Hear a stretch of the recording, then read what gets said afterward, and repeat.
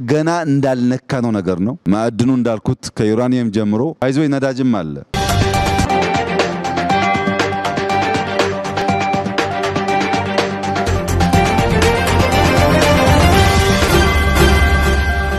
ኦዱቴኛ ጀልቀባቲን ሚኒስትሪ ሙመ ኢትዮጵያ ቢያ አመባለ ከይሳ ዩራኒየም ይገሃ ጅራቹ ኢብሱን ፌዲ ቡፈተ ኒውክለራ ባለቲ ኢጃሩዳፍ ቀበና ኬከን ገመብራቲን ባንዳ ቢየቲ ጄቆ ሁንዳ ዳባምሲፍኑ ማለ ነጋ ቢየቲ ተና ሂንፊኑ ጀቹን ሂደቶታ ዶርሲሰን ቡልቻን ኢትዮጵያ Ministri Muummee Itoophiyaa fi hooggantoonni isaa akkasumas ammoo warri isa morman kan dur hedduun isaanii eda haasawaa taasisaniiru. Bal'inaan isin biraan geenya.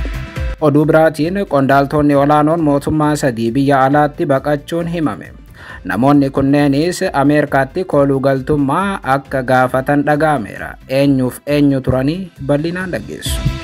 Oduu itti aanuun Itoophiyaan maallaqa doolaaraan liqeeffatte yuhaaniitti jijjiiruudhaaf chaayinaa waliin marii gaggeessaa jirti jedhame.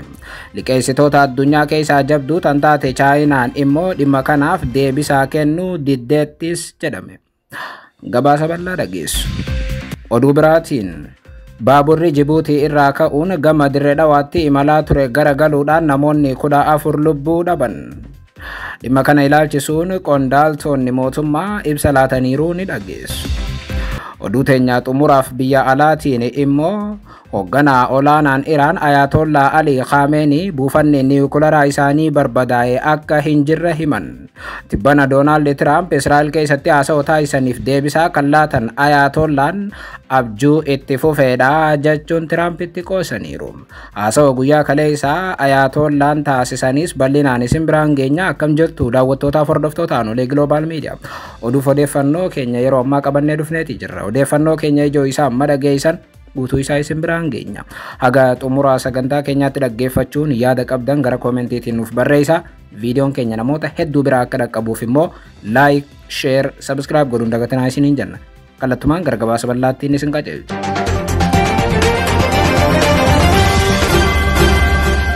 Oduu teenyaa jalqabaatiin Ministri Muummee Itoophiyaa Abiy Ahmad Baale keessa Yuraaniyeemii gahaan jiraachuu ibsuun fedhii buufata niwukilaaraa Baaletti ijaaruudhaaf qaban akeekan. Gama biraatiin baandaa biyyattii jeequ hunda dhabamsiifnu malee nagaa biyyattii tanaa fiduu hin dandeenyu jechuun hidhattoota doorsisan.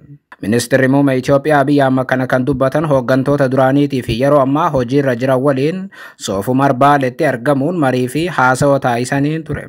Guyyoota 3 dabre godina Baaletti daawwannaa irra kan turan hoogganaa olaanaan Itoophiyaa kun wantoota taajjabaniif qabeenya Itoophiyaan Baale keessaa qabdu irratti hooggantoota isaatii fi isa dura turan waliin haasawaa taasisaniiru. Abiy Ahmad ofiif haasa'uu dura waan taajjaban irratti yaada akka kennaniif qondaaltota mootummaa isaaniitiif carraa laatanii hedduun isaaniis akka haasawan taasisan. Namoota Abiy waliin Baale deeman keessaa tokko kan ta'anii fi Abiyyiin carraan kan kennameef keessaa tokko kan ta'an hoogganaa olaanaan IGAD Dr. Warqinaa Gabayyoo yoo dubbatan Baale waggootaaf deddeebi'aa akka turan kaasuun garuu amma bifa addaatiin Baale argee jedhan. Projektoonni amma Baaletti hojjetamaa turan adda ta'uu kaasu. Dr. Warqinaa Gabayyoo hooggansi amma dura ture hojiilee sirnaan hojjechuu dadhabuu irraa kan ka'e Baaleen bakkoota miidhaman keessaatiis jedhan. Gama biraatiin ajajaa waraana Itoophiyaa duraanii kan ta'an Leetanaal Jeneraal Tsaadiqaan Gabratsinsaa'ee fi hoogganaan TDF duraanii immoo Baale haasawaan dhagaa akka turan kaasuun sadarkaa kanatti biyya akkanaati jedhee Baale yaadee hin beekuu jedhan. Baaleen qabeenya guddaa akka qabdu ibsanii qondaalli waraanaa Tigraayiif Itoophiyaa duraanii kun qabeenyi Baaleen qabdu lafa gubbaatti kan mul'ateedha malee lafa jala kan jiru ammayyuu hin mul'anne jedhan.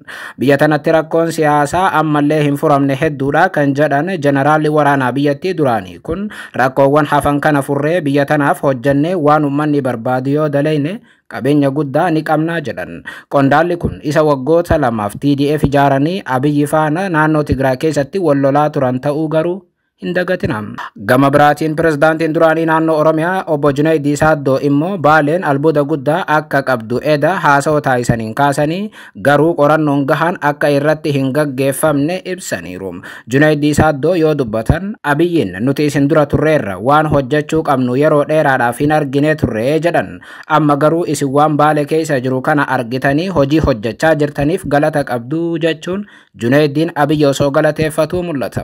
Gama biraatiin namoota Abiyyi waliin Baalee deeman keessaa tokko kan ta'an pirezidaantiin naannoo Tigraay obbo Geetaachoo Raddaas haasawaa eda taasisaniin saamichaaf Baalee deemaa akka turan himaniiru. Dhuguma wayyaaneen yeroo aangoo harkaa qabdu saamichaaf Oromiyaatti bobba'uun shakkii hin qabu ture. Sadarkaa kanatti garuu uummata duratti saamicha isaanii ifatti yoo amanan eda yeroo jalqabaatiif dhaga'ame.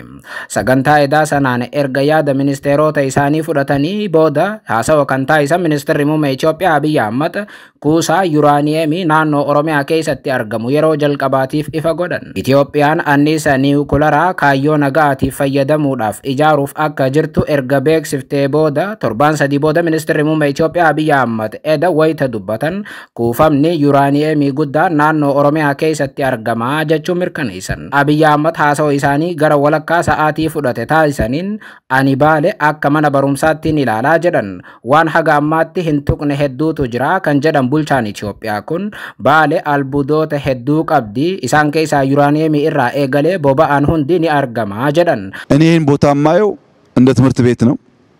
ይህን ቦታ ማየው ገና እንዳልነካ ነው ነገር ነው። ማዕድኑ እንዳልኩት ከዩራኒየም ጀምሮ ባይዞ ነዳጅም አለ።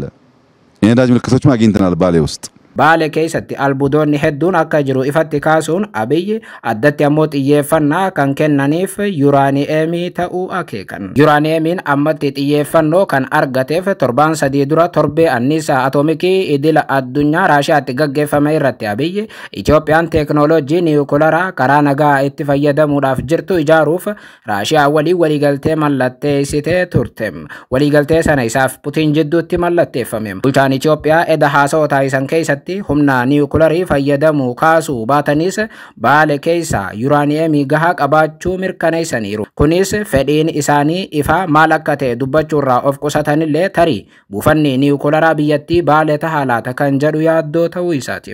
Yeroo baay'ee buufanni niwukularaa kan ijaaramu bakkoota baay'inaan Yuraaniyeemiin itti argamuu fi bishaan gahaa qabdutti akka ta'e amanama. Akkasumas ammoo bakka namootarraa fagaattetti ni ijaarama. Ejansiin anniisaa atoomikii idil addunyaa IAEN gama isaatiinis kanuma mirkaneessa. Ministeerri muummee Abiyyi Ahmad Baalee keessa Yuraaniyeemiin jiraachuu isaatiin tarii buufata niwukularaas Baalee godhuu akka danda'an tilmaamameera.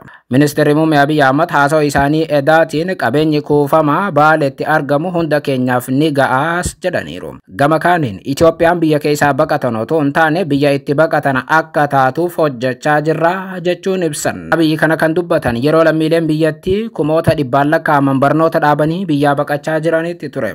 Dabrees eda wayita dubbatan nageenya keenya eeggachaa piroojektota misoomaa eegalaman cimsine itti fufnaa jedhan. Muummichi ministeeraa kun nageenyi bu'uura misoomaati. Nageenyi akka dhufuuf ammoo ni hojjannaa jedhanii turan.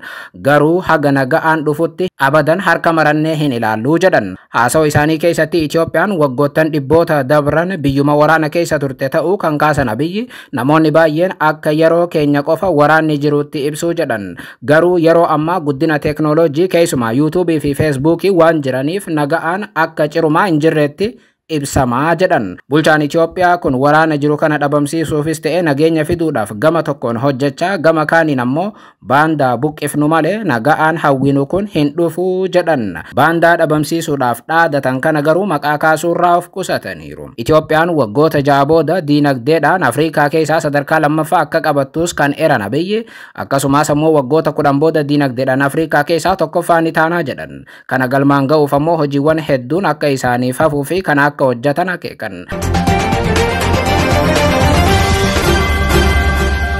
Oduu biraatiin qondaaltonni olaanoon mootummaa sadii biyya alaatti baqachuun himame. Namoonni kunneenis Ameerikaatti koolugaltummaa akka gaafatan dhaga'ame. Rakkoo siyaasaa walxaxaa keessatti kan argamtu Itoophiyaan namoonni siyaasaa mootummaa keessa jiran keessumaa kanneen muuxannoo yeroo dheeraa mootummaa keessatti qaban suutuma suutatti biyya gadhiisaa jiru jedhame.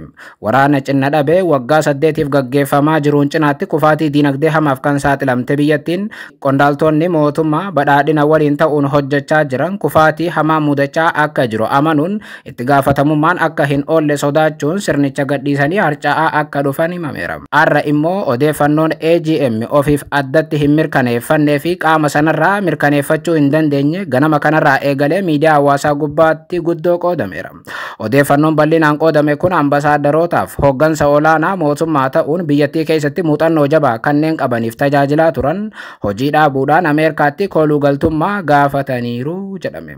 Haaluma kanaan sadarkaa itti aantuu muumicha ministeeraatti walitti qabduu kilaastara bulchiinsa gaarii kan turtee fi Ameerikaatti itti aantuu ambasaaddara Itoophiyaa taatee hojjechaa kan turte aadde Asteer Maammoo akkasumas ammoo biyya Beeljeemitti ambasaaddara guutuu ta'uun hojjechaa kan ture Unatu Billattaa Dabres ministeera maallaqaa duraanii Jibuutitti ammoo ambasaaddara Itoophiyaa ta'ee kan tajaajileef qoonsilaa Itoophiyaa Minisootaa jirutti walitti qabaa kan ture Abdulaziz Mohammad sadeen isaaniitu bakka takka Ameerikaatti baqachuun koolugaltummaa akka gaafatan himameera. Namoonni mootummaa keessatti sadarkaa olaanaa irra turan kunneen yoom akka baqatan garuu bal'inaan hin ibsamne. Taateen kun wayita siyaasni biyyattii isa dur caalaa qancaree waraanni hammaachuun sodaan uumametti dhaga'ame. Asteer Maammoo dabalatee jarri lamaan kaanis namoota mootummaa kanaaf harka mirgaa turanidha garuu amma baqachuu isaaniiti. Taateen kun haarawaa akka hin taanee fi torbaanuma tokko duraas miseensonni mana maree bakka bu'oota uummataa 3 Ameerikaatti baqatanii koolugaltummaa akka gaafatan himameera. Kunis sirnichi guutummaatti bututuu agarsiisaa jedhu warri yaada laatan. Oduu biraatiin Itoophiyaan maallaqa doolaaraa liqeeffatte yuhaaniitti jijjiiruudhaaf Chaayinaa waliin marii gaggeessaa jirti jedhame. Liqeessitoota addunyaa keessaa jabduu kan taate Chaayinaan immoo dhimma kanaaf deebisaa kennuu diddeetti jedhameera. Haaluma kanaan Itoophiyaan liqaa doolaara biiliyoona 5.38 qabdu keessaa haga murtaa'e gara yuhaaniitti jijjiiruudhaaf Chaayinaa waliin marii akka eegalte himameera. Kanaanis bulchaan baankii biyyaalessaa haaromni Dr. Iyyob Takkaaleeny baankii daldala alaa Chaayinaa yookaan ammoo Exim baankii fi baankii uummata Chaayinaa PBC waliin wal jijjiirraa maallaqaa irratti mariin taasifamaa jiraachuu eeraniiru. Dr. Iyyob kana kan beeksisan walga'ii waggaa kan dhaabbata maallaqaa addunyaa yookaan ammoo IMF onkololeessa 7 Washington DC'tti gaggeeffamu cinaatti gaafiif deebi'ii miidiyaa Bloomberg waliin taasisaniin ture. Dabalataanis Chaayinaan amma nuuf michuu baay'ee barbaachiftuudha kan jedhan Dr. kun hojiilee daldalaaf investimentii wajjin jirra jedhanii kanaaf ammoo jijjiirraa maallaqaa haala tokko tokkoof mijjeessuun hiika qaba. Kanaafuu hojii irra jirra ifatti gaafanneerra irrattis mari'achaa jirra irrattis hojjechaa jirra jedhan. Baankiin uummata Chaayinaa yookaan PBC'n gaaffii yaada Bloomberg irraa dhiyaateef garuu osoo deebi'ii hin kennin hafeera jedhame. Itoophiyaan yeroodhaaf liqaa hin kaffalamin yuuroo boondii doolaara biiliyoona 1 mariin ministeerri maallaqaaf koree liqeessitoota dhuunfaa jidduutti taasifamaa ture waliigaltee malee xumuramuu isaa torbee dabre Reuters gabaasee ture. Ministeerri maallaqaa yeroo kanatti dhimmoota liqaa kanarratti waliigaltee dhumaa irra ga'amuu baatus Itoophiyaan guddinni guddaan diinagdee akka galmeessite amantaa qabaachuu ibsaniiru. Itoophiyaan karaa garee biyyoota 20tiin liqeessitoota akka Chaayinaa waliin mari'achaa jiraachuus ibsan. Dr. Iyyob Takkaaleeny erga hoogganaa baankii biyyaalessaa Itoophiyaa ta'uun muudamee booda jilli isaan durfamu daawwannaa isaa jalqaba gara Chaayinaatti taasisees ture. Kanaanis dhimma liqaatiif tumsa diinagdee cimsuu irratti mari'achuu baatii fulbanaa keessa gabaafame. Gabaasni kun akka agarsiisutti daawwannaan kun waliigaltee irra deebi'iin gurmaa'insa liqaa koree liqeessitoota Chaayinaaf Faransaay waliin durfamu xumuramuu isaa hordofee kan raawwatame yoo ta'u gurmaa'insa liqaa Itoophiyaa saffisiisuudhaaf kan kaayyeeffate ta'uunis himameera. Oduu biraatiin Baaburri Jibuutii irraa ka'uun gama Dirree Dhawaatti imalaa ture garagaluudhaan namoonni 14 lubbuu dhaban. Balaa magaalaa Shinilleetti halkanirraa sa'a 8tti dhaqqabe kanaanis konkolaachisaa dabalatee namoonni 14 lubbuun isaanii akka dabre TV'n Dirree Dhawaa gabaaseera. Baabura geejjiba uummataa gara Dirree Dhawaatti imalaa ture naannoo Somaalee aanaa Shinillee keessatti balaa mudateen miidhaan ga'uu ammoo hoogganaa olaanaan daandii baaburaa Dirree Dhawaa Dawweellee Obbo Ayyalaa Waldees BBC'f mirkaneessaniiru. Balaa dhaqqabe kanaan namoonni hedduun du'uu fi miidhamuun kan himame ta'us Obbo Ayyalaan garuu miidhaan ga'e ammatti qoratamaa jira jedhan. Gabaasni miidiyaa magaalattii akkuma jenne balaa kanaan namoonni 14 akka lubbuu dhaban kanaan cinaatti namoonni 29 akka madaa'an ibsa. Sababni balaa kanaa ammallee qoratamaa jiraachuu immoo qondaalli BBC'n dubbise kun ni himu. Akka qorannoon kun xumurameenis miidiyaadhaaf kan beeksisan ta'uu kan eran qondaalli kun balaa kun kan mudate daandii baaburaa Itiyoo Jibuutii utuu hin taane daandii baaburaa Dawwallee irraa gara Dirree Dhawaatti imalaa ture akka ta'e himam. Yeroo taateen kun mudatutti tajaajila geejjibaa uummataaf kennuuf imaltoota fe'ee deemaa akka ture siman. Haa ta'u malee miidiyaan magaalaa Dirree Dhawaaf hojjetu baaburri kun meeshaalee fe'ee deemaa kan ture ta'uu gabaasa.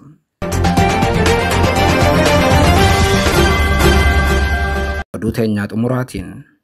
Hoogganaa olaanaan Iraan Ayatollah Ali Khamenei buufanni niwukilaraa isaanii barbadaa'e akka hin jirre himan.